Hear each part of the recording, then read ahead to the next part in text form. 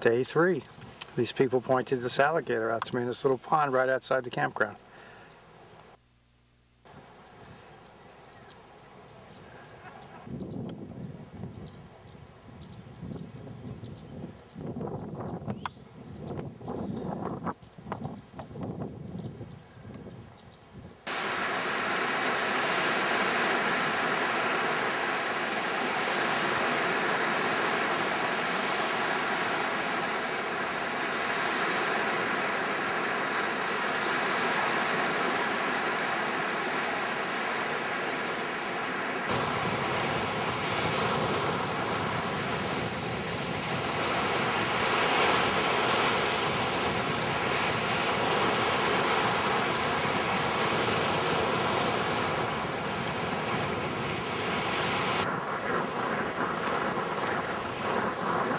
Well, I'm headed to East Point, which after getting thrown off the road by the construction crew, I'm hoping that this is an inlet over here, and that's the end of my hike.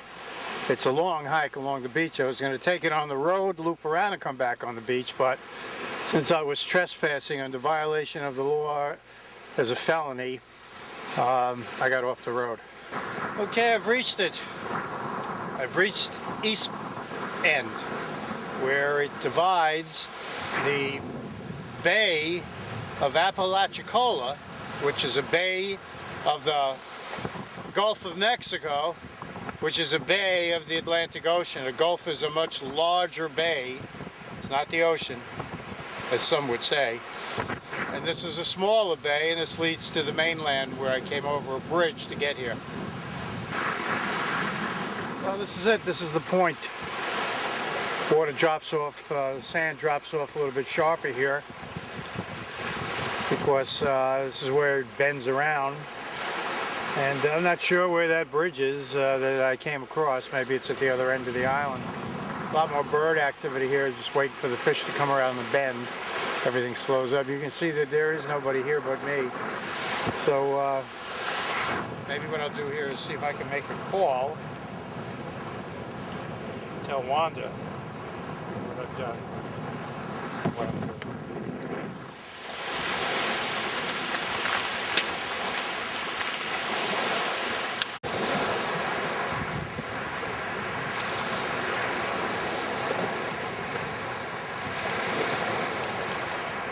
This is like the Kentucky Derby.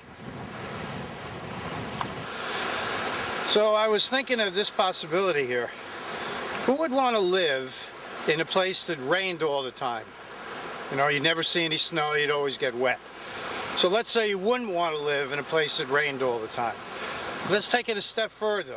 What if it rained all the time and you had to clear the rain away all the time because it froze into ice or snow, so that living in that place required you to work at living in that place? And that's why I'm walking where I'm walking. All right, talking about weather, take 2.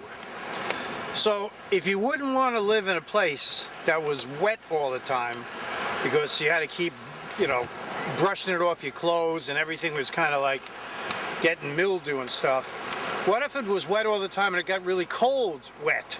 So cold that the wet turned into snow and ice, and now you had to move it off, which was a lot heavier than brushing it off. So that's just one other little point that made that noise.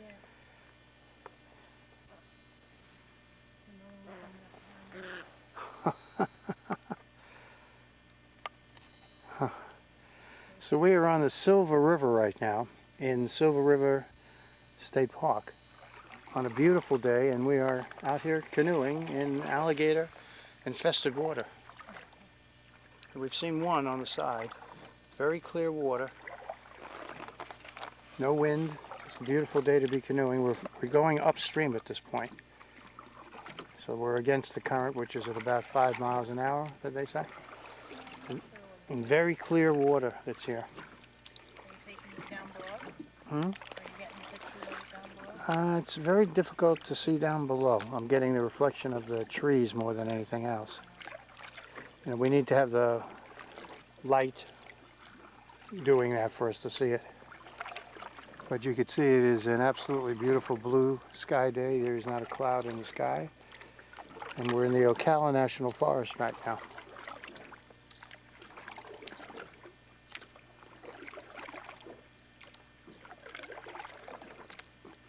A lot of turtles, a lot of turtles. Some big fish out here.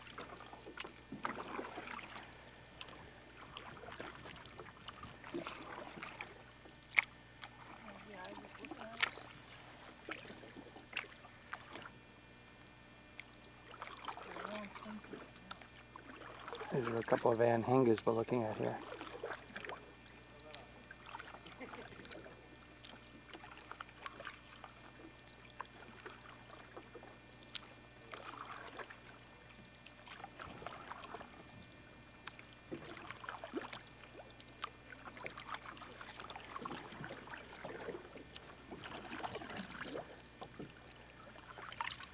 That I can see in the viewfinder.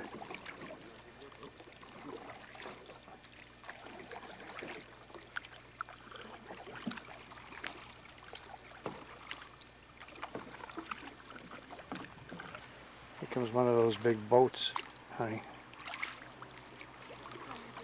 Hopefully we're going to be able to survive their wake. Yeah, here's our gator friend. He's got his arms just lying over the leg. Yeah. The front one is a pretty long arms.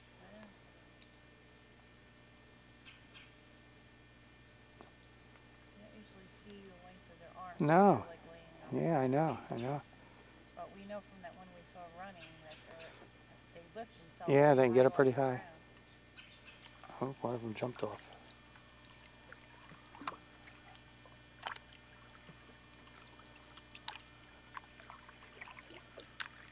And they came in right in front of the canoe. I can't see that.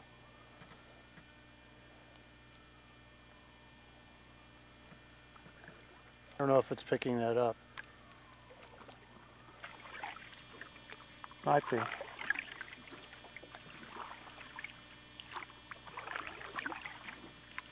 This is a little blue heron that we're looking at here. And further up is a gator.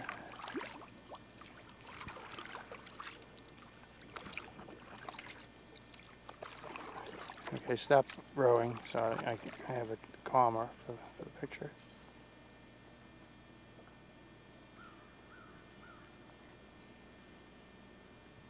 Okay.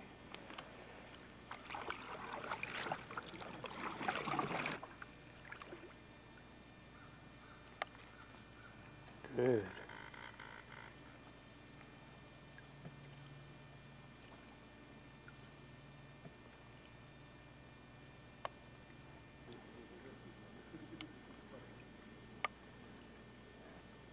Those are two big turtles.